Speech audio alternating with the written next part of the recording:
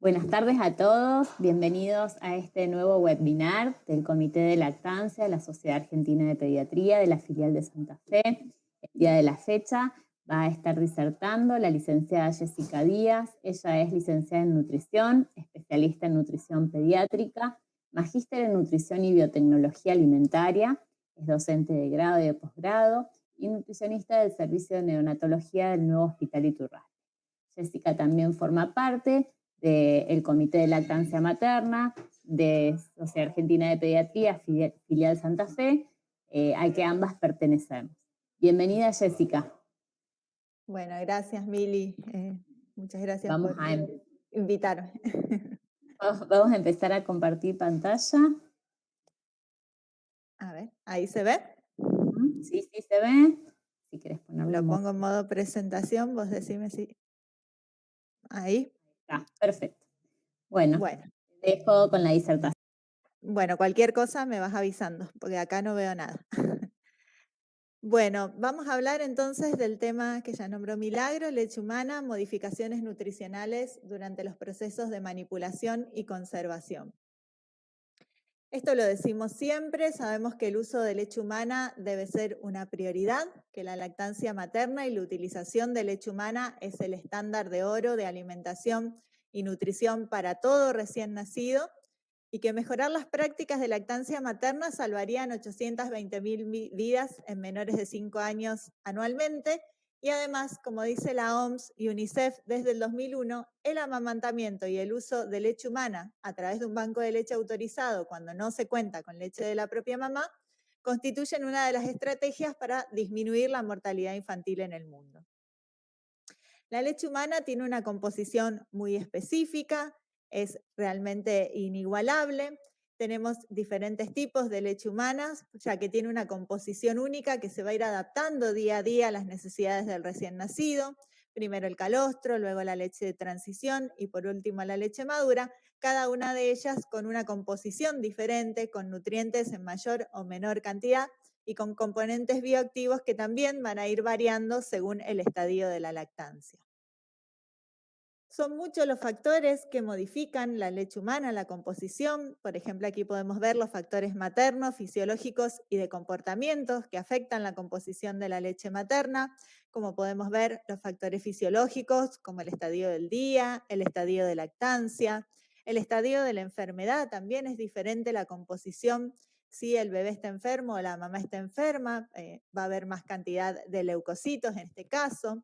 También las características del infante, el género, no es lo mismo la leche de una mamá que tiene un bebé varón que una mujer, el peso de nacimiento, la composición corporal de este infante, lo relacionado también al ambiente, la alimentación a libre demanda o los tiempos que pasan entre alimentación, factores físicos, el ejercicio físico, la actividad física materna, la salud metabólica de la mamá, la ganancia de peso que tuvo durante el embarazo, la etnia, el índice de masa corporal, la edad y la dieta materna son todos factores que van a ir afectando la composición de la leche humana.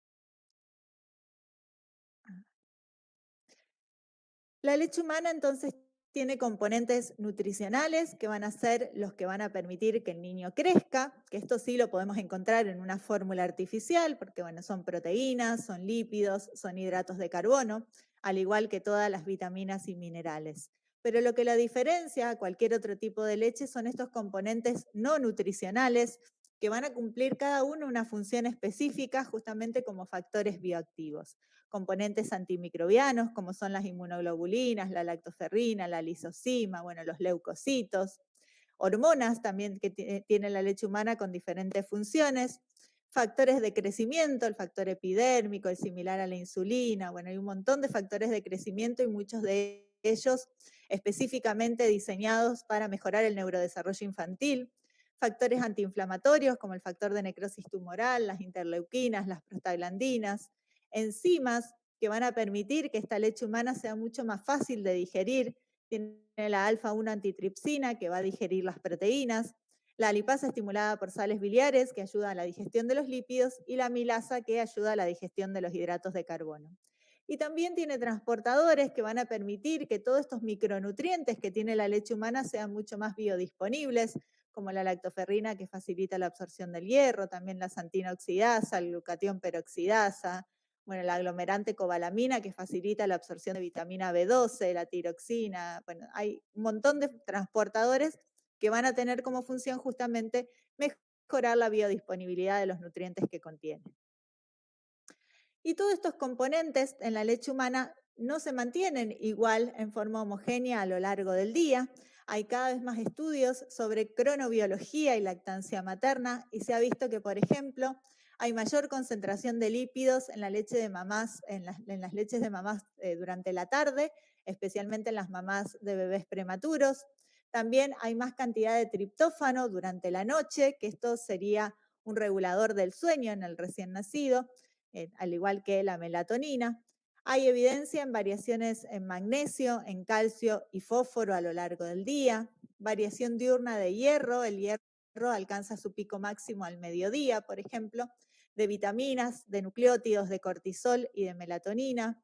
La vitamina E también tiene un pico a las 6 pm, el magnesio y el zinc su nivel más alto es en la mañana, y hay diferencias significativas también a lo largo del día en lo que son vitaminas A, E, B1, B2 y B3.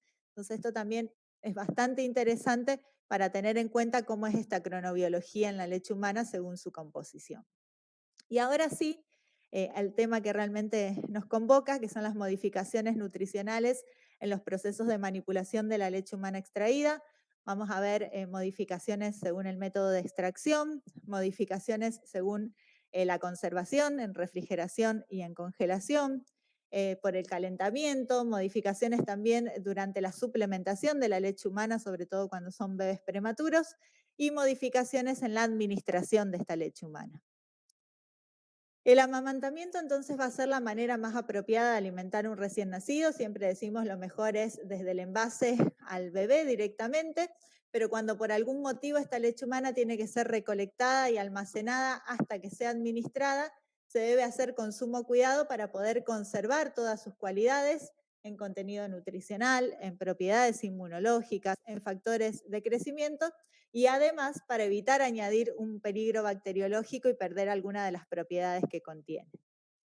Los factores que van a influir en la vulnerabilidad de los componentes de la leche humana van a ser factores externos que van a determinar la efectividad de la conservación, como son la presencia de oxígeno, las propiedades del envase, la presencia de luz natural y artificial, el tipo de permanencia y la temperatura, y factores intrínsecos a la propia materia prima. Esto significa la composición propia que tiene la leche humana.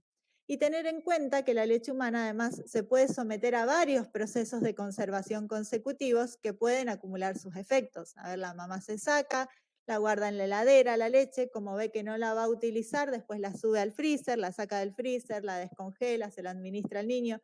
Todos esos procesos de manipulación van a ir acumulando sus efectos. Vamos a ver lo que son un poquito sobre modificaciones nutricionales según el método de extracción. Esto en realidad es un metaanálisis de Cochrane del 2016 que muestra diversos estudios analizados en una revisión sistemática publicada en el 2016 por Becker, que aportan datos sobre lo que son modificaciones en la composición nutricional de la leche humana según el método de extracción utilizado. En este metaanálisis no se encontraron diferencias clínicamente significativas entre los métodos relacionados a la contaminación de la leche. Se comparó la extracción manual a mano, la bomba, con bomba eléctrica y extracción con sacaleche manual. Entre los tres no había diferencias clínicamente significativas relacionadas a la contaminación de la leche humana, pero sí se vio diferencia en relación a la calidad de los nutrientes. Se encontró que la extracción manual o por una bomba eléctrica proporcionaba más proteínas si la comparábamos con un sacaleche manual. Y la extracción manual, es decir, a mano, proporciona más sodio y menos potasio si lo comparamos con una bomba eléctrica o con un sacaleche manual. Aquí dice bomba manual, pero se hace referencia al sacaleche manual. El contenido de grasa también fue mayor cuando se hacía un masaje simultáneo en los pechos durante el bombeo y no se encontró evidencia de diferencia para el contenido de energía entre los métodos. Pero bueno, probablemente si el contenido de grasa fue mayor cuando había masaje en los senos, esa leche tenía más cantidad de calorías si consideramos que el 50% del valor calórico de la leche humana está dado justamente por las grasas. Los resultados de la revisión Cochrane apuntan a que el método más adecuado de extracción de leche puede depender en realidad del tiempo transcurrido desde el nacimiento, del propósito de la extracción, de la individualidad materna y concluye que la extracción manual podría ser más adecuada en los primeros días de vida del bebé para iniciar el suministro de leche, donde todos los componentes, sobre todo lo que son inmunoglobulinas o la parte más bioactiva, resultan muy importantes durante estas primeras horas de vida. Y posteriormente, utilizar una bomba eléctrica, si es que uno tuviera acceso, sobre todo cuando hablamos de servicios de neonatología, porque lo que sí se ha visto que a través de la extracción con bomba eléctrica se puede recolectar mayor cantidad de leche. Entonces, las primeras veces que se saca la mamá, lo ideal sería que fuera en forma manual. En cuanto a los cambios en la composición de la leche humana durante el almacenamiento, esto es lo que les decía, que íbamos a ver un poco de refrigeración y de congelación. Bueno, en cuanto a la refrigeración, el impacto que tiene la refrigeración sobre la leche humana, primero tener en cuenta que la leche humana no es estéril y que puede ser un vehículo para transmitir microorganismos comensales y patógenos, que en cualquier líquido con un alto contenido en nutrientes que sea dejado a temperatura ambiente hay un rápido crecimiento bacteriano, es como que es un alimento ideal para las bacterias. Por lo que, bueno, esto hay que tenerlo en cuenta. La actividad antioxidante va a disminuir significativamente después de las 48 horas en refrigeración, al igual que disminuye también la cantidad de vitamina C y vitamina E. La leche fresca tiene mayor poder antioxidante que la leche refrigerada. La leche recién extraída es la que más poder antioxidante tiene, pero cuando no tenemos disponible leche recién extraída, la leche refrigerada durante 24 horas va a ser mejor que aquella refrigerada durante 72 horas porque justamente disminuye mucho a partir de las 48-72 horas esta actividad antioxidante. Aquí lo podemos ver en estos gráficos, no sé si se llega a ver bien, en la leche de bebés de términos y de bebés prematuros, cómo va bajando esta actividad antioxidante a las 24 horas, ven a las 72 horas y bueno, y después ya es frisada. Pasa tanto en la leche de bebés de término como en la leche de bebés de prematuro. La refrigeración entonces también va a retardar el crecimiento bacteriano, ya que tiene actividad bactericida, que se va a mantener esta actividad bactericida cuando se conserva en refrigeración durante menos de 72 horas. A partir de las 72 horas, esta capacidad bactericida que tiene la leche humana va a empezar a disminuir y la concentración de leucocitos que tiene la leche humana, estos leucocitos que yo les decía que aumentan en la leche humana cuando la mamá está enferma, o cuando el bebé está enfermo para dar una protección adicional al recién nacido, también empiezan a disminuir a partir de las 72 horas refrigeradas. Y bueno, a partir de las 72 horas la actividad bactericida se va a conservar más cuando se congela que cuando se refrigera. Esto quiere decir, si sabemos que no vamos a usar esa leche en el domicilio, bueno, en los centros de lactancia no se guardan 72 horas, pero en el caso del domicilio, una mamá que tiene a su bebé sano, si sabemos que no la vamos a utilizar esa leche o que probablemente vamos a demorar más de 72, 48, 72 horas en utilizarla, más vale sacarse esa leche humana y una vez que se extrajo, se congela en forma inmediata. Como podemos ver en este gráfico, vemos la capacidad bactericida, según los colorcitos, no sé si se llega a observar, de la leche fresca, refrigerada por 24 horas, por 48 horas, y fíjense, a las 72 horas cómo baja esa actividad bactericida. Y si está frisada durante 7 días, se mantiene. Entonces, como le digo, si no se va a usar enseguida, mejor congelarla y después entregarla cuando sea necesaria que guardarla más cantidad de tiempo.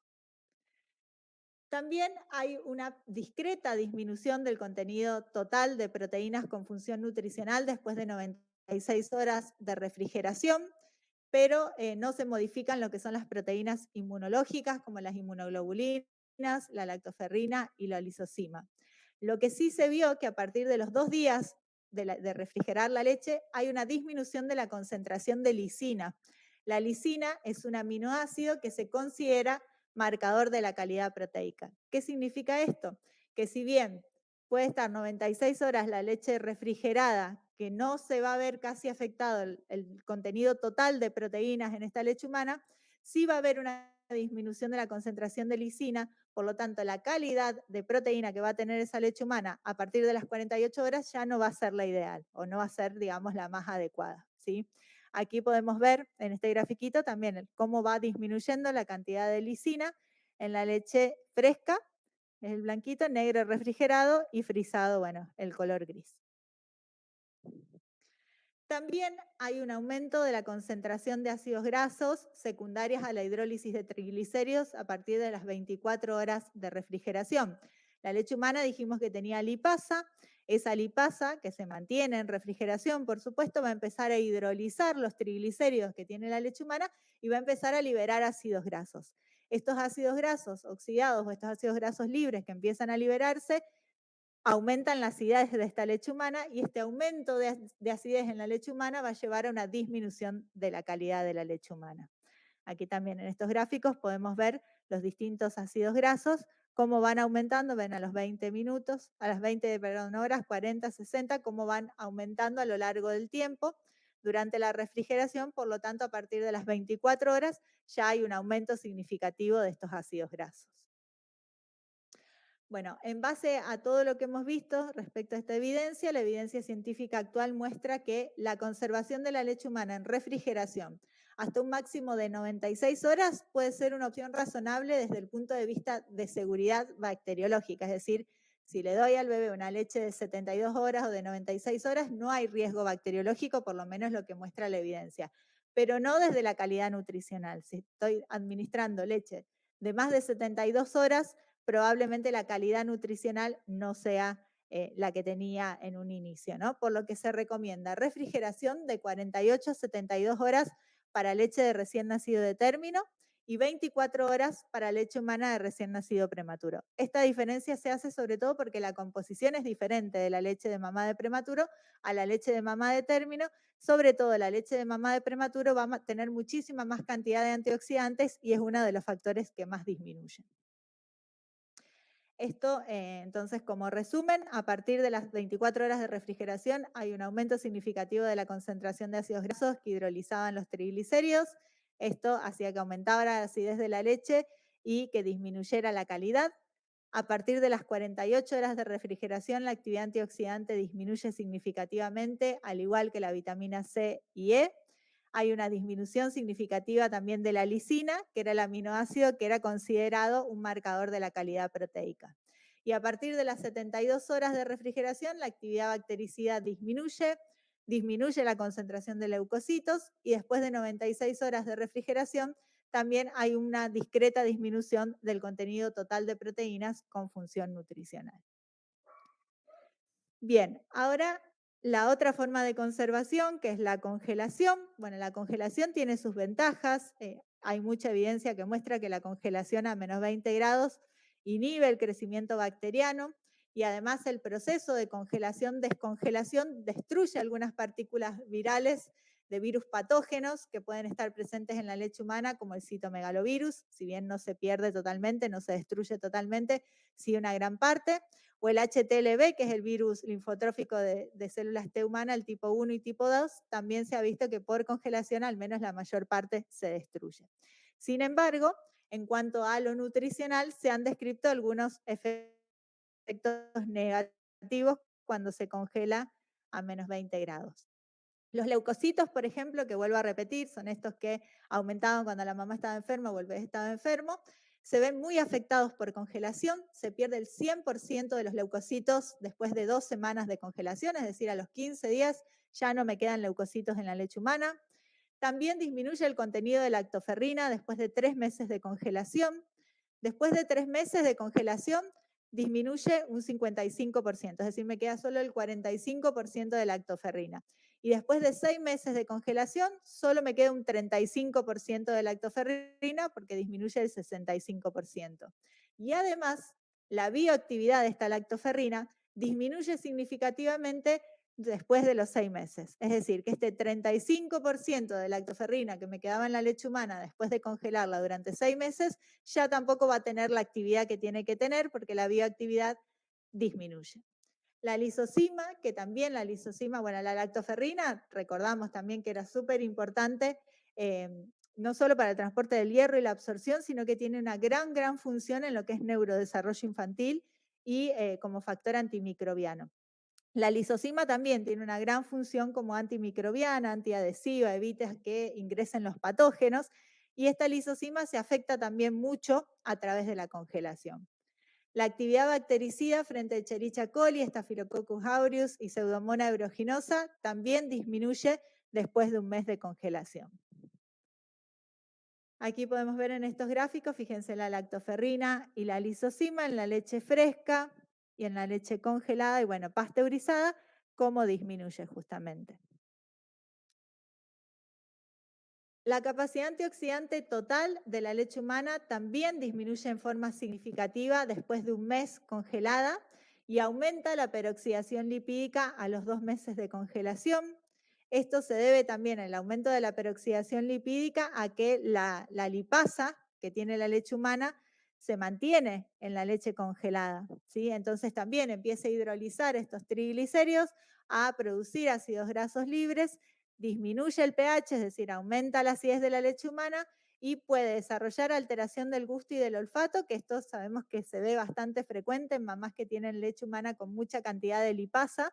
Cuando congelan esta leche humana, una vez que la descongelan, se siente mucho olor a rancio y feo sabor y el bebé muchas veces la rechaza. Y bueno, esta actividad de la lipasa se mantiene en congelación durante al menos 3 meses. Esta disminución del pH va a llevar a una reducción también de la biodisponibilidad del calcio y del fósforo que tiene esta leche humana, a una reducción de la actividad de la lipasa y la gastrina y a un aumento de la osmolaridad. Y este aumento de la osmolaridad podría llevar a un retraso del vaciamiento gástrico.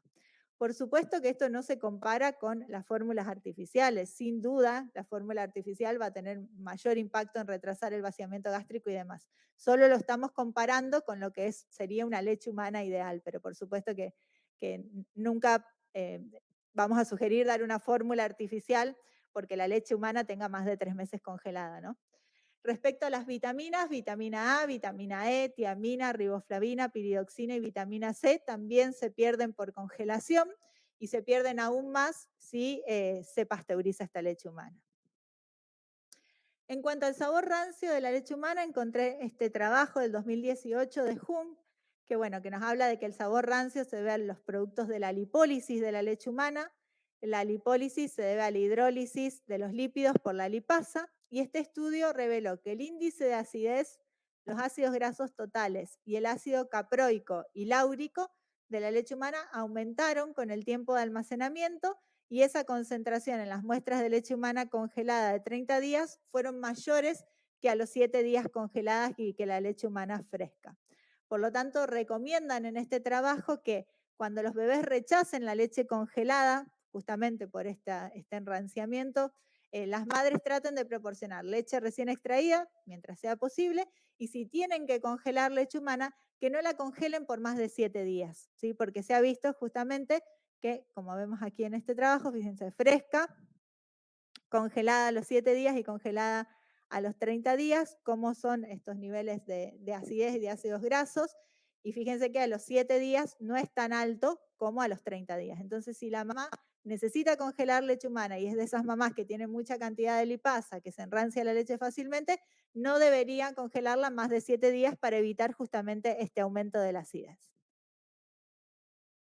Bueno, aquí se ve lo mismo, el índice de acidez como es significativo, ven, fresca a los 7 días y a los 30 días, los ácidos grasos libres igual, fresca a los 7 días y a los 30 días se duplica, y los ácidos grasos de cadena media como el caproico y láurico también son estadísticamente significativos comparados fresca a los 7 días y a los 30 días.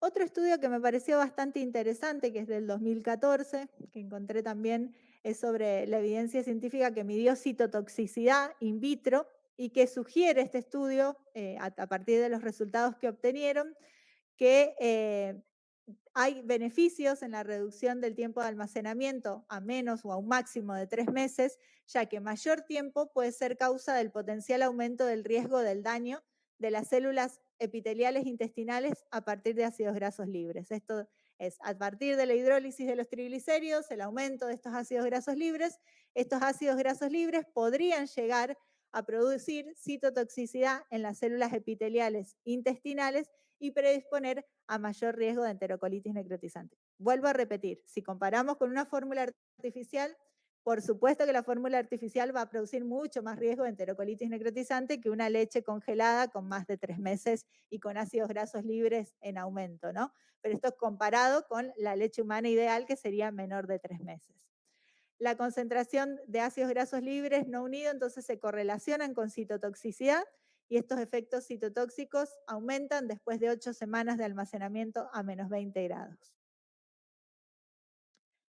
Otro estudio también, que es del 2020, este es del año pasado, que también es bastante interesante porque la realidad es que no hay mucho publicado sobre modificaciones nutricionales según los tiempos de conservación. Este fue un estudio que examinó el impacto de diferentes condiciones de almacenamiento sobre lo que es la estabilidad del peptidoma de la leche humana. El peptidoma es parte de los aminoácidos que forman parte de las proteínas de la leche humana.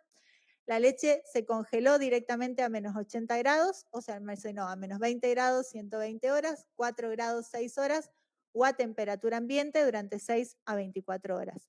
Y se vio que la varianza del peptidoma aumentó con la temperatura y el tiempo de almacenamiento y varió para los diferentes péptidos. El mayor impacto en esta pérdida de estos peptidomas o en esta modificación del peptidoma con pérdida de péptidos muy importantes en la leche humana se vio sobre todo cuando la leche humana era almacenada a temperatura ambiente. Entonces, otro de los motivos para evitar dejar la leche humana a temperatura ambiente. Bueno, los resultados sugirieron una degradación de proteínas, producción de péptidos en cursos por las proteasas derivadas de la leche, y los autores subrayaron la necesidad de la congelación inmediata de la leche humana a menos 20 grados para evitar la degradación de los péptidos cuando sabemos que esa leche humana no se va a utilizar a lo más breve posible, es decir, 24 48 horas. Otro estudio también nos muestra la pérdida de grasas y de calorías a partir de la congelación de leche humana. En este estudio se vio una disminución significativa y clínicamente relevante de las grasas y de las calorías durante los primeros 7 días de congelación y luego esta pérdida va continuando hasta los 3 meses de congelación. Podemos ver la cantidad de grasas y calorías en la leche basal, que es la recién extraída, a los 7 días de congelada y a los 90 días de congelada. Al parecer, la mayor pérdida se da durante los primeros 7 días de congelada y bueno, por lo tanto, nuevamente recomendamos que se congele el menos tiempo posible.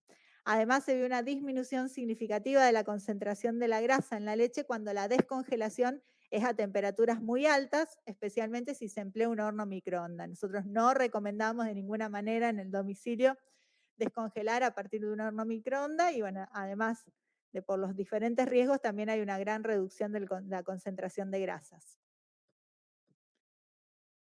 Y otra cosa interesante también que me pareció para poner es el tema de los envases. Respecto a los envases para almacenar leche humana extraída, se recomienda que se utilicen envases rígidos, recipientes rígidos, en lugar de bolsas de almacenamiento. Los envases de polipropileno o los de vidrio también no aumentan la pérdida de grasa por adherencia. En cambio, las bolsas sí, se queda toda adherida a la grasa a las paredes de la bolsa y hay una gran pérdida de componente calórico cuando administramos esa leche. Y además, bueno, sabemos que son medias difíciles de manejar porque son más propensas a roturas y fugas y bueno, y al momento de prepararlas un poco más dificultoso. Entonces lo ideal serían los envases de polipropileno o alguno apto obviamente para conservar leche humana, pero que sea rígido, o los de vidrio, pero no las bolsas. Bueno, entonces, con toda la evidencia sobre congelación, se recomienda no congelar la leche humana más de un mes para evitar las pérdidas nutricionales. Si tenemos leche congelada de hace 3 meses, obviamente se la vamos a dar al bebé, no le vamos a dar una fórmula por no querer dar esa leche, pero para asegurarnos de que no haya pérdidas nutricionales, lo ideal sería no congelar la leche por más de un mes. El cuadrito resumen para recordar, entonces a partir de los 15 días de congelación se pierde el 100% de los leucocitos. A partir del mes disminuye la actividad bactericida frente a Escherichia coli, disminuye la capacidad antioxidante total, disminuyen las grasas y la energía. Y a partir de 3 meses de congelación disminuye la lactoferrina, la energía y las grasas. La lipasa de la leche humana congelada puede disminuir el pH, producir alteraciones en el gusto y en el olfato. La disminución del pH lleva a una menor biodisponibilidad de calcio y fósforo, una reducción de la actividad de la lipasa y la gastrina y a un aumento de la osmolaridad que podría llevar a un retraso del vaciamiento gástrico. Bien.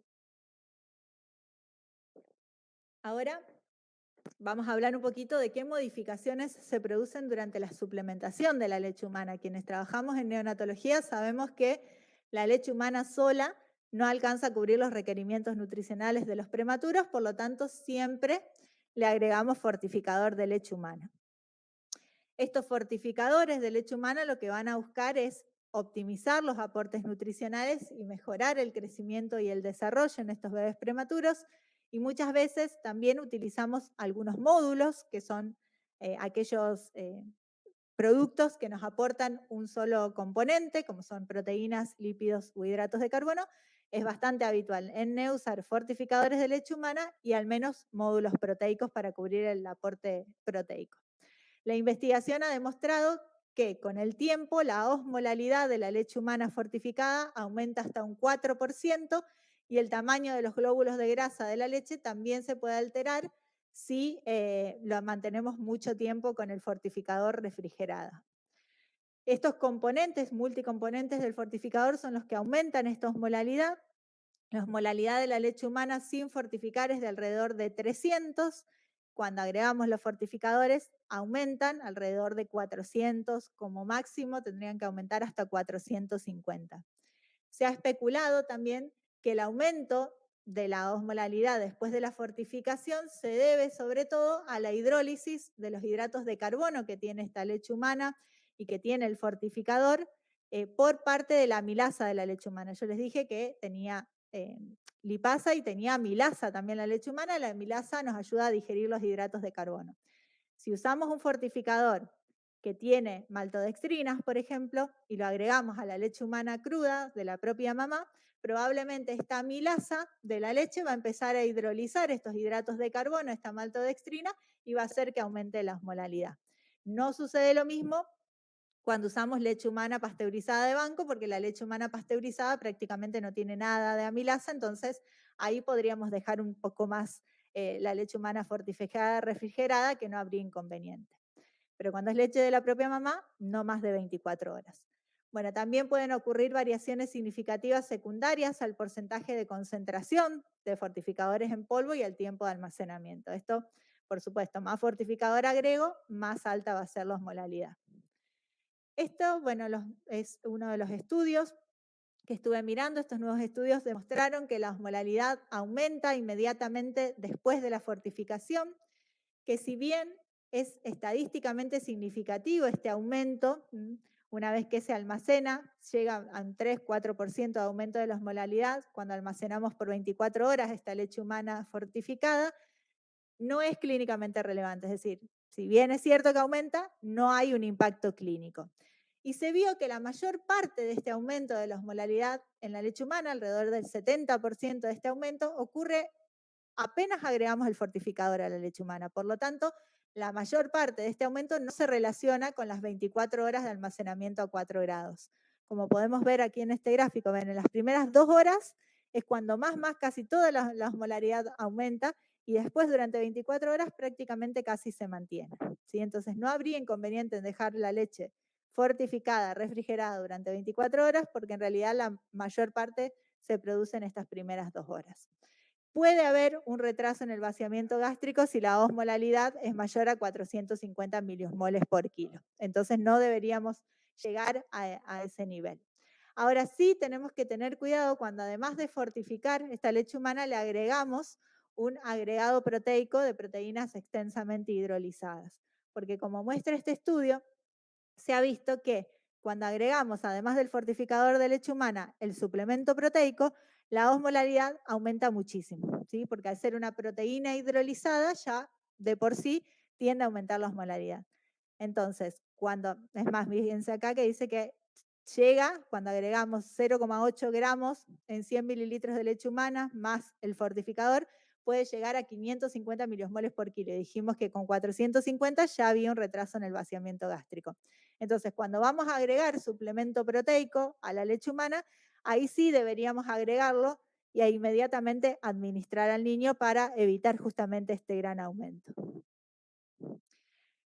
Y además, como les digo, hay que tener en cuenta qué tipo de fortificador estoy usando. Si estoy usando el fortificador que tenemos en polvo en el mercado, tiene maltodextrina, entonces tengo que tener cuidado de que la amilasa no la hidrolice tan rápido y que me produzca intolerancia, no más de 24 horas, entonces esa leche fortificada, refrigerada. Ahora, si uso fortificador líquido, el que hay en el mercado es el fortificador líquido acidificado, y este estudio encontró que la acidificación de la leche materna por parte de este fortificador provocó una disminución del 76% de los glóbulos blancos de la leche humana, el 56% de la actividad de la lipasa y del 14% en la cantidad de proteínas totales. Y aumentó un 36% el crematocrito. Esto probablemente es porque este fortificador tiene ácidos grasos poliinsaturados de cadena larga, tiene DHA y tiene EPA, por lo tanto aumenta el contenido de grasas. Y se concluyó que la acidificación de la leche materna provoca cambios significativos en los componentes celulares y nutricionales de la leche que pueden ser no beneficiosos para el recién nacido prematuro. La acidificación hace que se reduzca también la actividad de la lipasa de la leche. Y aquí lo podemos ver en este cuadrito, en las leches control y con el fortificador acidificado. Fíjense la pérdida significativa de células blancas, entonces de glóbulos blancos, de proteínas, de lipasa y de ácidos grasos. Y además también esto hay que tenerlo en cuenta porque muchas veces hemos visto, uno recorriendo la NEO, ver que agregan, por ejemplo, el hierro a la leche humana para que el bebé lo tome mucho más fácil. La adición de suplementos, de vitaminas y minerales o de medicamentos aumenta muchísimo la osmolaridad en la leche humana o en cualquier tipo de leche, pero estamos hablando específicamente de la leche humana, sobre todo si se usan pequeños volúmenes, ¿sí? Algunos medicamentos pueden llegar a aumentar la osmolaridad hasta por encima de 1000 miliosmoles por kilo. Con 450, recordamos, ya había retardo en el vaciamiento gástrico. Imagínense que con 1000 hay riesgo hasta de producir una enterocolitis necrotizante. Por lo tanto, la recomendación para la administración de suplementos nutricionales o de medicamentos, por supuesto, se debe realizar por separado de la alimentación, de manera que estas sustancias no se incorporen disueltas ni en suspensión en la alimentación. Y el momento ideal de hacerlo es justamente en los periodos de reposo digestivo, que es entre la administración de toma y toma, como momento óptimo para administrar estos suplementos.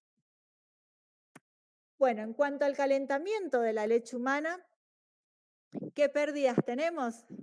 Recordemos las enzimas que tenía la leche humana, la lipasa estimulada por sales biliares, la amilasa y la alfa-1 antitripsina.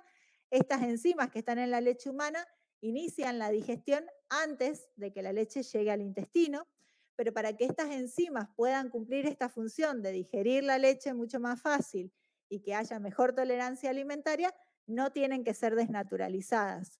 Y si las sometemos a grandes temperaturas con calor, estas enzimas se van a desnaturalizar, por lo tanto, no van a cumplir su función. Por lo tanto, bueno, es vital asegurarse de que durante el proceso de calentamiento no se alcancen temperaturas críticas que pudieran causar la inactivación de proteínas bioactivas. Este tema del calentamiento varía mucho según los servicios. En Mendoza, por ejemplo, se entibiaban las leches antes de enviar a neonatología, aquí en Santa Fe no. Así que bueno, va a depender obviamente de la política de cada servicio, pero sí tener en cuenta que si lo vamos a entibiar, estas enzimas no se deben desnaturalizar. Se ha visto que tanto la lipasa como la amilasa pierden su actividad cuando se calienta de 40 a 55 grados, por lo que durante el calentamiento no deberíamos superar entre los 37 y 40 grados, ¿sí? Usar el baño María no a más de esa temperatura para que la leche no supere los 40 grados. Y además, no es solo la temperatura que alcanza esa leche humana para la inactivación de las enzimas, sino que también tiene un rol muy importante el tiempo crítico al que está expuesta al calor esta leche humana. Es decir, si tengo una leche humana a 40 grados entibiándose, pero la tengo durante 1 hora, seguramente esas proteínas, que son estas enzimas digestivas, también se van a desnaturalizar. Entonces, el tiempo más corto para que llegue a la temperatura deseada y entre 37 y 40 grados es lo ideal para entibiar. Y por último, el tema de la administración de la alimentación en neonatología. Ya, bueno, ya vimos cómo se la extraía la mamá, mejoramos esas prácticas, mejoramos las prácticas de conservación, de calentamiento y ahora la administración.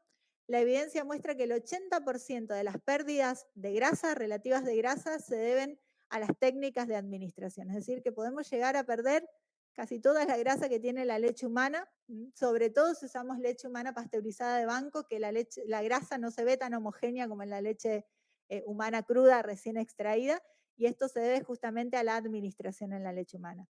¿Qué estrategias tenemos para evitar estas pérdidas nutricionales? Poner la bomba o la punta de la jeringa en posición vertical. Cuando tenemos una bomba de alimentación la debemos elevar y que quede la punta de la jeringa en posición vertical, porque la grasa es menos densa que la leche, entonces cuando inclinamos la punta hacia arriba va a permitir que esta grasa suba a la parte superior y salga primero. De esta manera evitamos que quede adherida a todo lo que son las tubuladuras y a las paredes de la jeringa, ¿sí? Y la otra técnica, que es una publicada por el Hospital 12 de Octubre en el 2014, es también cuando tenemos la bomba de alimentación, que es donde más queda adherida la grasa porque pasa mucho tiempo ahí la leche, lo que recomiendan es que se agiten las jeringas cada 1 hora, se haga una agitación para también evitar esta adherencia de la grasa a todo lo que son las paredes de la jeringa y evitar justamente tantas pérdidas nutricionales. Entonces lo ideal sería poner la jeringa con la punta hacia arriba y agitarla cada 1 hora, ¿sí? Bueno, como conclusión, entonces la calidad de la leche humana implica la preservación de sus componentes nutricionales, tanto macro como micronutrientes, y sus componentes bioactivos. Conocer cómo se afecta la calidad nutricional de la leche humana durante los diferentes procesos que sufre es clave para la evolución de los recién nacidos prematuros o enfermos. Tenemos que saber cuántas calorías, cuántas proteínas, cuántos lípidos estamos aportando a este niño, y la mejor forma es justamente cuidando todos estos procesos de manipulación. Y la información científica sobre el impacto que tiene el procesamiento de la leche en su calidad nutricional es escasa, no hay mucho publicado, por lo que resulta necesario comenzar a realizar más investigaciones al respecto. Y por último, este es un artículo que publicamos con mi amiga y colega Milagros Ferrando en la revista de Enfermería Neonatal en abril de este año sobre modificaciones nutricionales en los procesos de manipulación de la leche humana. Pueden descargarlo al artículo en forma gratuita, así que los invitamos a leerlo porque, bueno, ahí hicimos como un resumen de todo lo que les estuve contando hoy.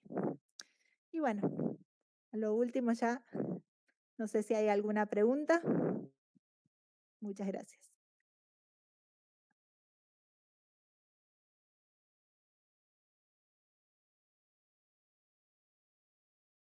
Mili, ¿estás por ahí?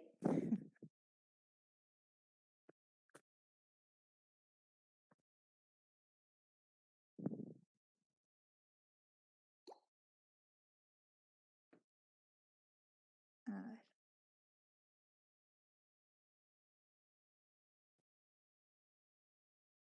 Bien. Mili, ¿querés poner vos las preguntas o voy respondiendo? Mi colega Milagros Ferrando en la revista de Enfermería Natal en abril de este año.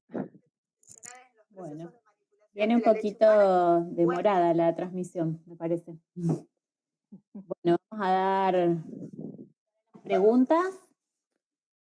A ver, vamos a chequear un poquito, sí, acá. Ana María Martínez pregunta, leche humana en la heladera de Telgopor con refrigerantes, ¿qué opinas? Antes que temperatura ambiente sería lo ideal. Si la mamá se extrae y no tiene dónde guardarla, es genial que pueda armarse una heladerita casera hasta llegar a su domicilio y ponerla donde corresponde, ¿no? Bien, perfecto. Tener en cuenta que son 3 partes de hielo por una parte de leche. En esa recomendación viene muy bien, sobre todo para las mamás que trabajan, para poder trasladar la leche correctamente. A ver, acá Juan García dice, ¿cuánto tiempo dura la leche descongelada en la heladera? 24 horas, no más que eso. Perfecto. Bueno, ¿tenemos alguna pregunta más? Yo voy a hacer alguna pregunta mientras vamos identificando las preguntas que vayan surgiendo. Madres que tienen superproducción de leche, bueno, que por algún motivo no han podido donar porque no hay banco en el lugar digamos, donde residen, y les va quedando leche remanente y de repente el niño empieza a comer a los 6 meses. ¿Qué recomendás que se pueda hacer con esa leche que les fue quedando, que ya pasó más de 3 meses congelada? Y siempre recomendamos que empiecen a utilizarla para cocinar en la alimentación complementaria, si no incorporamos proteínas de la leche de vaca y no se descarta esa leche. Es como lo Perfecto, ideal. Uno encuentra en internet o hay varios recetarios de comidas o cocina con leche materna, así que eso sería como lo ideal. bien. Bueno, acá tenemos otra pregunta. Rosana Elizabeth Molina. Hola, muchas gracias por la información. ¿Cuánto sería la osmolaridad gástrica normal? No sé a qué hace referencia, pero bueno, 300 la de la leche humana, que es la misma más o menos que la del plasma. Pueden tolerarse hasta 450 miliosmoles por litro, que hace referencia justamente a lo que es tolerancia alimentaria. Bien, bueno, acá tenemos una pregunta más. A ver. No, bueno, dice la presentación no se ve nítida. La presentación queda grabada y generalmente no se ve nítida porque tienen la configuración errónea en su computadora. Así que intenten volver a verla después y configurarla correctamente. Esta era la que quería poner. Y por Gavage, ¿cómo es la administración de leche humana?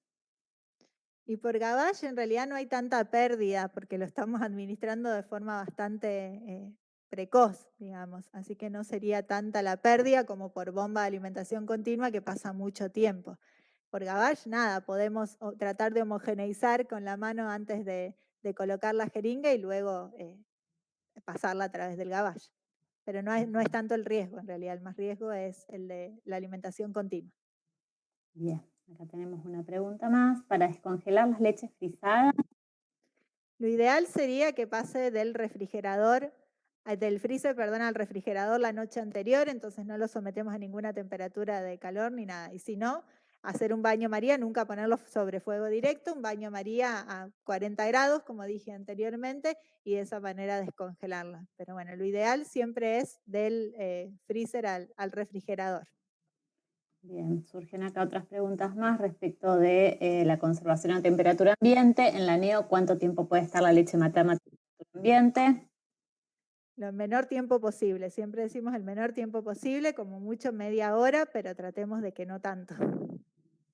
Bien, acá tenemos otra más. ¿Cuánto tiempo a temperatura ambiente y qué consideramos temperatura ambiente? Bueno, ya respondiste que el Sí, menor tiempo. ¿cuánto tiempo? El menor tiempo posible y que consideramos temperatura ambiente fuera de la heladera, por supuesto en lugares donde hace mucho calor, menos aún, ¿sí?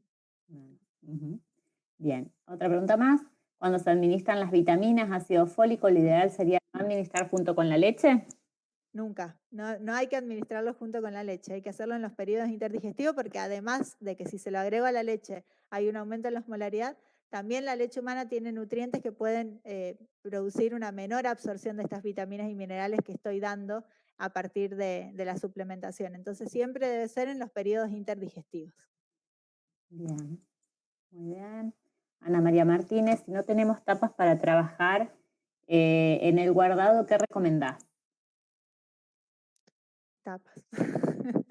¿Tapas o jeringas, por ejemplo? Y sí, lo que pasa es que la jeringa también tengo que tener con Necesito una qué tapa. tapar el obturador, claro, sí, sí, no, Bueno, tiene que haber pero tapas, no, el a lo film no mejor, sirve, la bolsita ah, no sirve, no, tienen si que no ser tienen tapas y encima recipiente, una jeringa con obturador, si tienen posibilidad también de puede llegar a ser, sí. opción. Ujú, sí. ¿Cuál es la modificación nutricional? En el proceso de pasteurización, la ventana de reproducción bacteriológica mayor a 10 minutos. Tal vez sea para una bromatóloga. ¿Cuál es la modificación nutricional cuando en el proceso? La ventana de reproducción bacteriológica. Bueno, en realidad en el proceso de pasteurización hay muchas pérdidas nutricionales, sobre todo lo que más se pierde son las enzimas, la lipasa, la amilasa, bueno, la alfa-1 antitripsina en menor cantidad. Los oligosacáridos se conservan, los ácidos grasos se conservan, hay pérdida un poco de lactoferrina, de inmunoglobulinas, pero bueno, no sé a qué hace referencia con lo de la ventana de reproducción bacteriológica mayor a 10 minutos. A partir de los 10 minutos ya hay pérdidas nutricionales significativas. Igual siempre destacamos que la leche humana pasteurizada de banco es la alternativa a las fórmulas artificiales y no a la leche de la propia mamá, que la leche de la propia mamá siempre, por supuesto, va a ser la prioridad, ¿no? Bien. Bueno, tenemos un par de preguntas más. ¿La leche que el bebé no toma se descarta o se le puede dar más tarde? Si no la va a tomar inmediatamente, se entibió esa leche, se descarta. Exactamente. Tenemos que Bien. tratar de entibiar lo que el bebé va a tomar nomás. Más Va a vale tomar, entibiar más cantidad de veces que, claro. todos juntos. En Argentina, sus centros hospitalarios fortifican la leche de banco. Aquí en Santa Fe no hay banco de leche, en Mendoza sí, y sí, se tiene que fortificar porque dar leche humana sin fortificar a un prematuro es mala praxis. No cubrimos el requerimiento de ninguna manera, hay mucho riesgo de desnutrición, así que con más razón si es leche de banco porque hay más pérdidas nutricionales y tenemos que tratar de suplantar de alguna manera esas pérdidas nutricionales, así que sí, es una indicación fortificarlo. Bien. El fraccionamiento de la leche humana por 24 horas, es decir, 8 tomas. Pueden ser extraídas en una sola extracción, no se modifican mucho sus nutrientes. Sí, pueden ser extraídas en una sola extracción. Por ahí sería como ensueño en realidad, porque es algo muy dificultoso de llevar a cabo, es tener en cuenta esta cronobiología de la leche humana y dar al bebé la leche que se sacó la mamá en la mañana por la mañana y la de la tarde por la tarde, la de la noche por la noche, pero bueno, yo sé que en la práctica es muy dificultoso, así que sí, por supuesto, se puede extraer y se fracciona. Bien. Bueno, ¿cómo aconsejas en neo? En- Entibiar la leche en la neo. Y en realidad, como les digo, depende de cada servicio.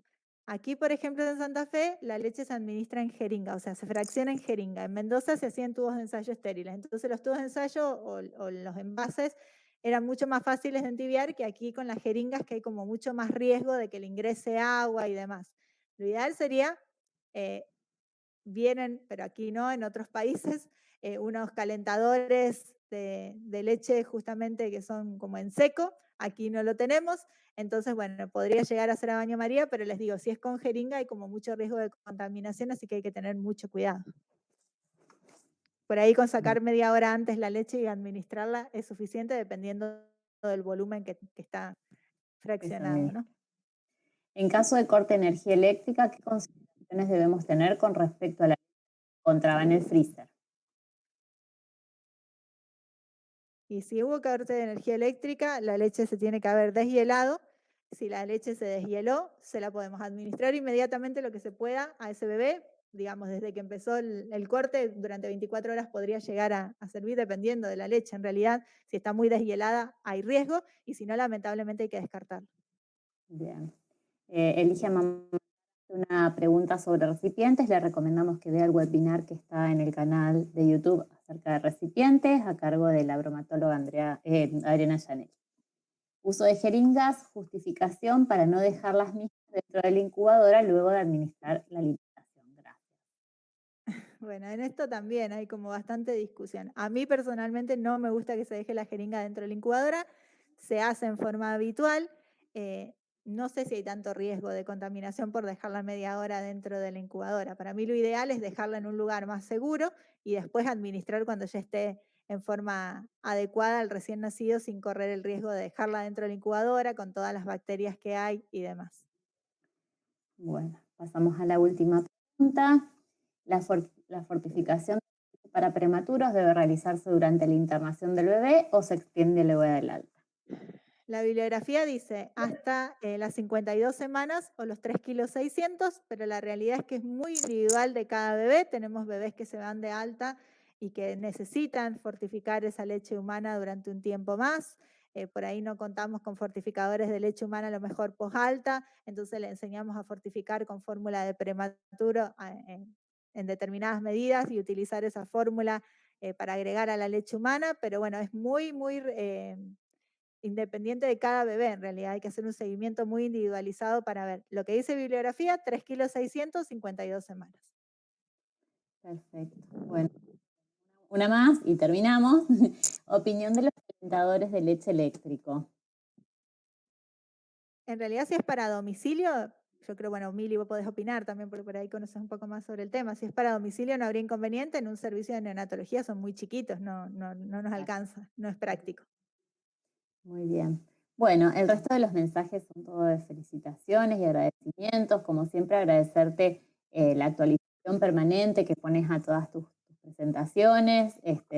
Siempre hay algo nuevo para mostrar y bueno, también este tema estuvo súper interesante porque sabemos que sigue habiendo infografías, información dando vuelta, sobre todo del tema de las 8 horas a temperatura ambiente y 6 meses de conservación en la leche frisada. Y bueno, con esta evidencia científica que nos compartiste paso a paso, creo que queda más que claro que los tiempos son otros y que ya hay recomendaciones que han quedado caducas en base a las modificaciones nutricionales y riesgos inclusive hasta bacteriológicos de la conservación de temperatura ambiente tan libre. Así que, bueno, agradecerte muchísimo por este webinar de actualización.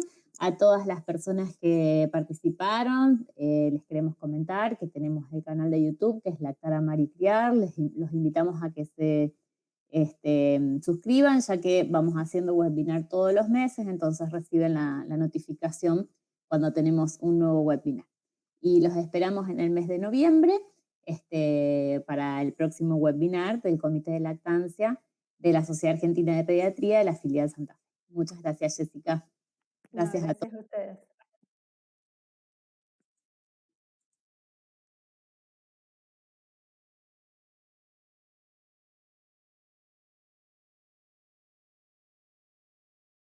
Estamos viviendo una de las mayores crisis del transporte marítimo de la historia. Varios factores se han juntado para crear una tormenta perfecta en el comercio mundial que ha provocado escasez de algunos productos y un incremento de precios. En este video explicamos en qué consiste y qué le está haciendo a tu bolsillo la ya bautizada crisis de los contenedores.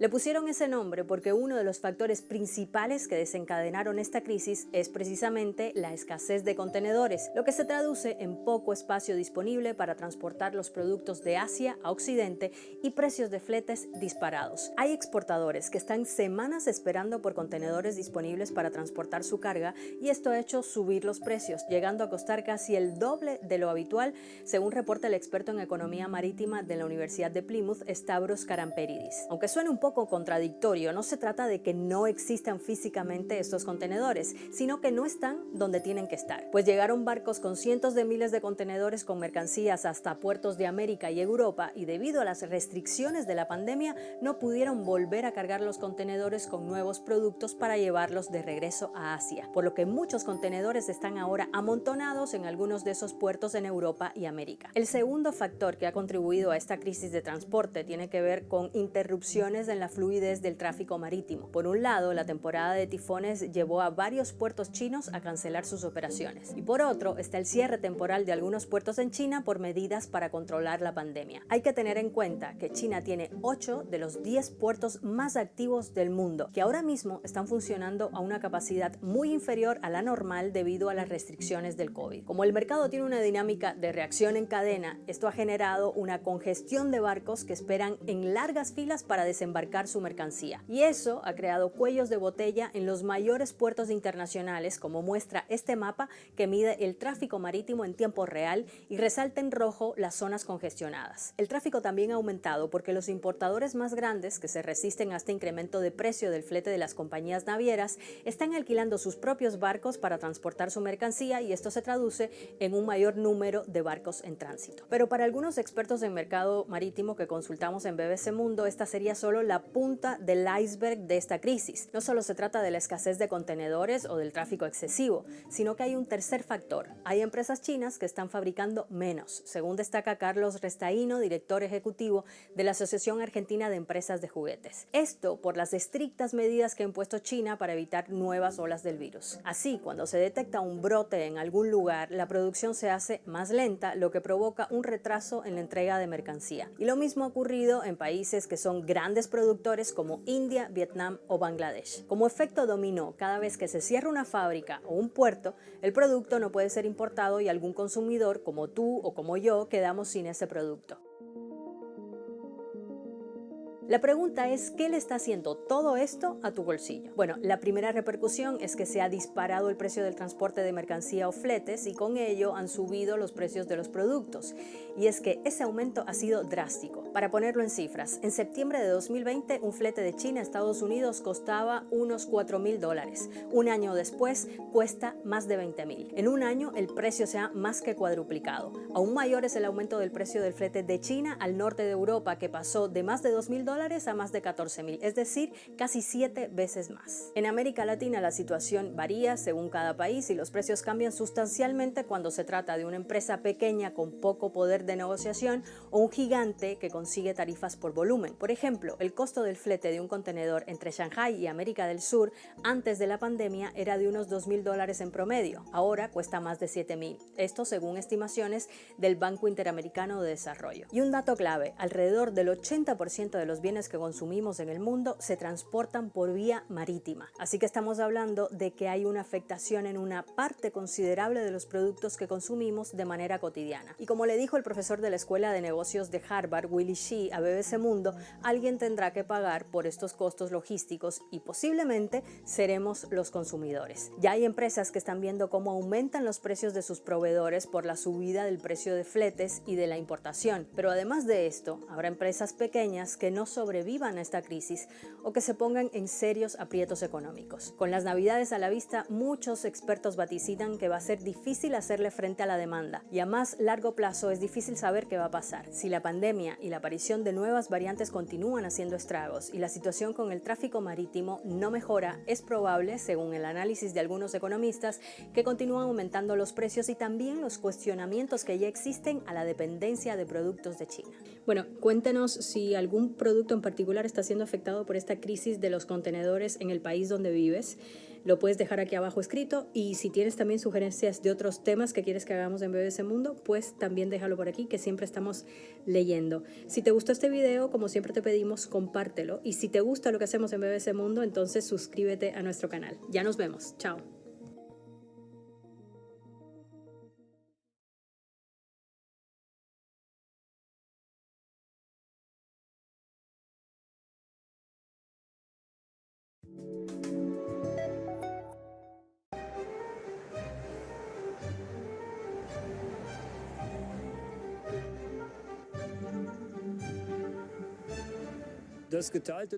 En 1989, la actual Alemania eran dos estados. Sobre todo en Francia y Gran Bretaña, muchos veían con buenos ojos esta situación.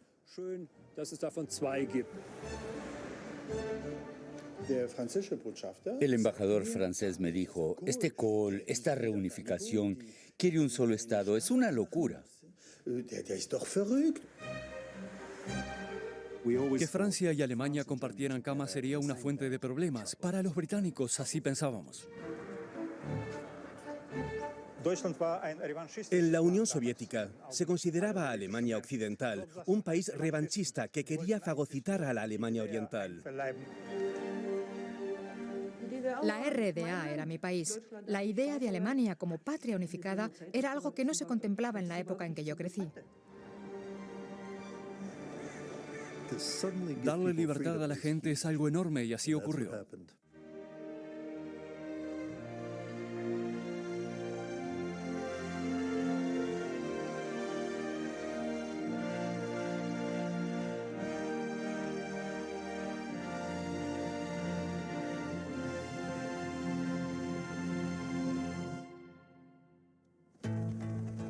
Alemania 1989. Un país dividido. En el caso de reunificarse, necesitaba la aprobación de las 4 potencias vencedoras. La Unión Soviética, Estados Unidos, Gran Bretaña y Francia tenían el llamado derecho de control de los aliados. En otoño, la revolución pacífica del bloque del Este llega también a la RDA. El régimen hace oídos sordos. En vez de reformas, organiza el mayor desfile de su historia. Pero las manifestaciones y la salida en masa de ciudadanos del país ponen al régimen bajo presión. Finalmente se le obliga a abrir sus fronteras occidentales. Dejé que mi traductor de la RDA siguiera el resto de la conferencia de prensa, y por lo que dijo Schabowski, se deducía que se abría el muro. Se pueden solicitar viajes privados al extranjero sin necesidad de cumplir los requisitos. Y mi traductor, Víctor Homola, que nunca había estado en Berlín Occidental, fue uno de los primeros en cruzar. Logró que lo llevaran al hotel en que me alojaba, así que de repente me lo encuentro llamando a mi puerta cuando estaba en pleno proceso de escritura, sin saber yo lo que había pasado. Irrumpe en el cuarto y le digo: Víctor, perdona, estoy escribiendo un artículo. Toma algo del minibar y enseguida estoy contigo. Y de pronto caigo en la cuenta de que Víctor Homola estaba en Berlín Occidental, donde tenía prohibido estar como alemán oriental. Así que le pregunto qué es lo que estaba haciendo allí y me dijo: es lo que intento decirte, cayó el muro.